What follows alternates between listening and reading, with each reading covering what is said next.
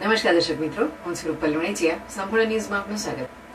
સનાતન ધર્મની રક્ષા, ભારતીય સંસ્કૃતિના જતન અને આધ્યાત્મિક જાગૃતિના પવિત્ર ઉદ્દેશ્ય સાથે ડીસા પાટણ હાઈવે પર આવેલી શ્રીજી વાટિકા મહાદેવ મંદિર ખાતે ભવ્ય ભજન સત્સંગ કાર્યક્રમ યોજાયો હતો.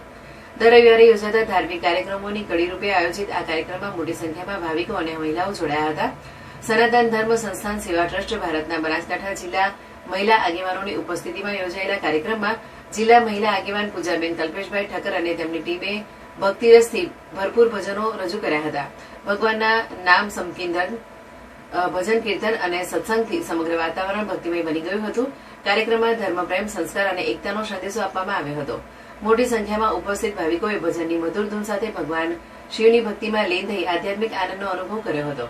આ કાર્યક્રમમાં મુખ્યદાતા તરીકે પાયલબેન સુનિલભાઈ પલળે મહત્વપૂર્ણ યોગદાન આપ્યું હતું. આ પ્રસંગે શિલ્પાબેન ઠક્કર, હંસાબેન ઠક્કર, સોનલબેન ઠક્કર, મિત્તલબેન પટેલ, ઋત્વીબેન ઠક્કર સહિત મોટી સંખ્યામાં મહિલાઓ ઉપસ્થિત રહી હતી. આયોજકોના જણાવ્યા મુજબ દર રવિવારે આવા ધાર્મિક કાર્યક્રમો યોજવાનો મુખ્ય હેતુ સમાજમાં સનાતન ધર્મ પ્રત્યે આસ્થા મજબૂત કરવી, નવી પેઢીને ભારતીય સંસ્કૃતિ સાથે જોડવી અને ધાર્મિક મૂલ્યોનું જતન કરવાનો છે. કાર્યક્રમના અંતે મહાપ્રસાદનું વિતરણ કરવામાં આવ્યું હતું. આયોજનને સફળ બનાવવા મહિલા મંડળના સભ્યો, ટ્રસ્ટના કાર્યકરો અને સેવાભાવી આગેવાનોએ નોંધપાત્ર જહેમત ઉઠાવી હતી.